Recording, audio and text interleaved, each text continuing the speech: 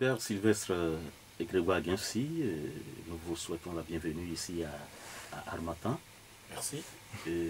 Vous êtes ici parce que vous avez sorti un nouveau livre de l'amitié à l'Eucharistie, un aller-retour. Et Oui. pourriez-vous nous dire déjà ce qui vous a motivé à choisir un tel thème? Voilà, j'ai choisi ce thème, travailler dans la collection religion, spiritualité, parce que tout simplement la question de l'amitié m'a toujours habité. Et je me suis toujours posé la question de savoir qu'est-ce qui peut fonder l'amitié, une amitié durable.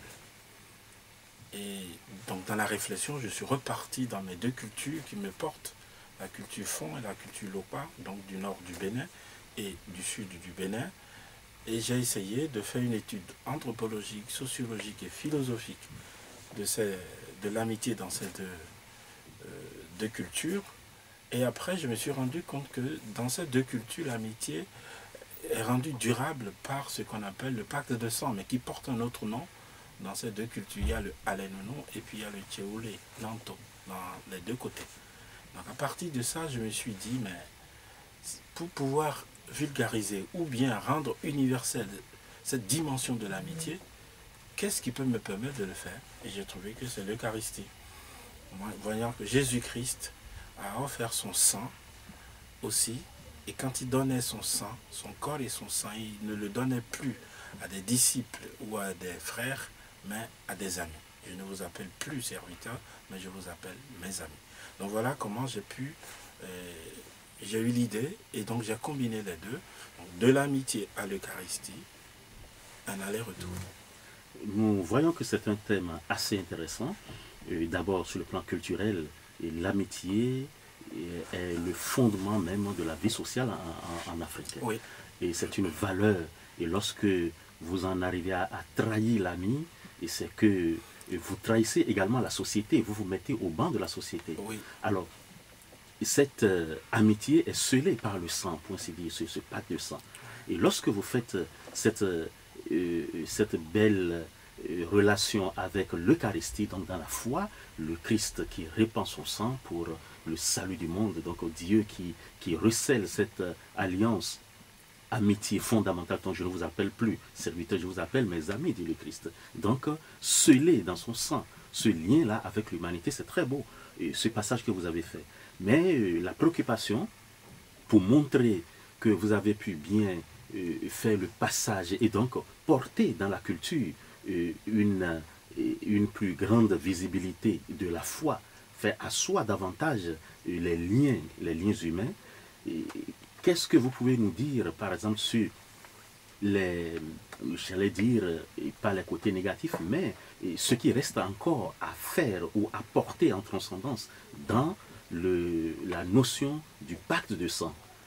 Quel est le dépassement que vous faites et qu'est-ce qui peut être corrigé dans la culture pour que ce pacte de sang puisse être ennobli et porter l'homme, tout homme, l'Africain et tout homme, vers cet idéal eucharistique? Oui, quand on regarde dans nos deux cultures que j'ai essayé de travailler, la question du pacte de sang relève beaucoup de limites que j'ai essayé de montrer. Et c'est la première des grandes limites, c'est la peur.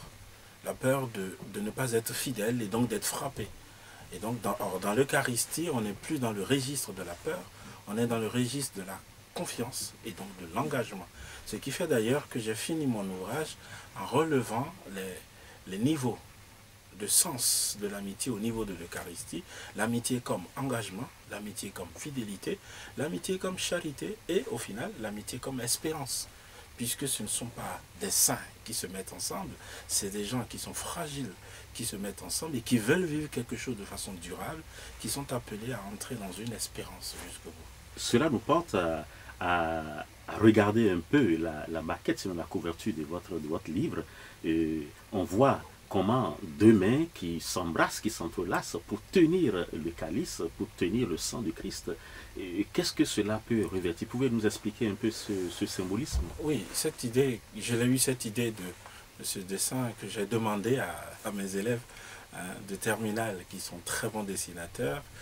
L'idée c'était de dire, puisque si je suis ami de quelqu'un, l'autre aussi est mon ami, et le Christ se retrouve comme Eucharistie au milieu de nous deux.